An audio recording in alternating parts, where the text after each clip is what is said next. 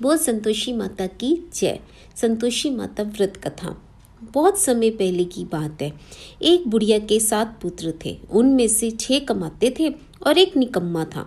बुढ़िया अपने 6 बेटों को प्रेम से खाना खिलाती और 7वें बेटे को बाद में उसकी थाली में बची हुई जूठन खिला दिया करती थी। 7वें बेटे की पत्नी इस बात से बड़ी दुखी थी, क्योंकि वह बहुत भोला था और ऐसी बातों पर ध्यान नहीं देता था। एक दिन बहू ने झूठ खिलाने की बात अपने पति से कही। पति ने सर दर्द का बहाना कर रसोई में लेटकर सब सच्चाई देख ली।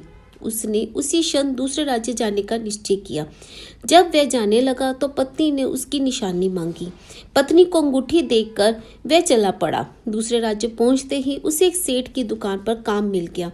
जल्दी ही उसने मेहनत से अपनी जगह बना ली। इधर बेटे के घर से चले जाने पर सास ससुर बहू को अत्याचार करने लगे। घर का सारा काम करवा के उसे लकड़ियां लाने जंगल भेज देते और आने पर भूसे की रोटी और नारियल के खोल में पानी रख देते।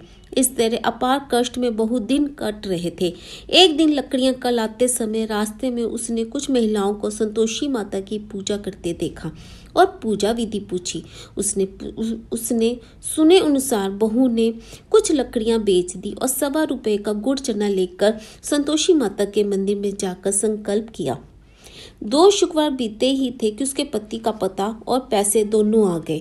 बहू ने मंदिर जाकर माता से फरियाद की कि उसके पति को वापस ला दे, उसको वरदान दे। माता संतोषी ने स्वप्न में बेटे को दर्शन दिए और बहू का दुखड़ा सुनाया। इसके साथ ही उसके काम को पूरा कर घर जाने का संकल्प कराया। माता के आशीर्वाद से दूसरे दिन ही बेटे का सब लेन देन खत्म कर काम काज निपट गया। वह कपड़ा गहना लेकर घर को चल पड़ा। वहां बहू रोज लकड़ियां बीन कर माता जी के मंदिर में दर्शन कर अपने सुख दुख कहा करती थी। एक दिन माता जी ने उसे ज्ञान दिया कि आज तेरा पति लौटने वाला है, तू नदी किनारे थोड़ी लकड़ियां रख दे और देर से घर जाना। आंगन से ही आवाज लगाना कि सासू माँ लकड़ियां ले लो और भूसे की रोटी दे दो, नारियल के खोले में पानी दे दो। बहू ने ऐसा ही किया।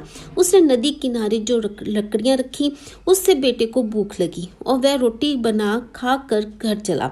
घर पर माँ द्वारा भोजन पर पूछने पर उसने मना कर दिया और पत्नी के बारे में पूछा। तभी बहू आकर आवाज लगाकर भूसे की रोटी और नारियल के खोल में पानी मांगने लगी। बेटे के सामने साथ झूठ बोलने लगी कि रोज 4 बार खाती है, आज तुझे देखकर नाटक कर रही है। ये सारा दृश्य बेटा अपनी पत्नी को लेकर दूसरे घर ठाठ से रहने लगा। शुक्रवार आने पर पत्नी ने उद्यापन की इच्छा जताई और पति ने आज्ञा पाकर उसने जेठ के लड़कों को निमंत्रण दे दिया। जेठानी को पता था कि शुक्रवार के व्रत में खट्टा खाने की मनाही है। उसने अपने बच्चों को सिखा कर भेजा कि खटाई जरूर मांगना। बच्चों ने भर पेट खीर खाई और फिर खटाई की रट लगाकर बैठ गए। ना देने पर चाची से रुपए मांगे और इमली खरीद कर खा ली। इससे संतोषी माता नाराज हो गई और बहू के पति को राजा के सैनिक पकड़कर ले गए। बहू ने मंदिर जाकर माफी मांगी और वापस उद्यापन का संकल्प किया। इसके साथ ही उसका पति राजा के यहाँ से छूटकर घर आ गया। अगले शुक्रवार को बहू ने ब्राह्मणों के बच्चों को भोजन करने बुलाया और दक्षिणा में पैसे न देकर एक एक फल दिया।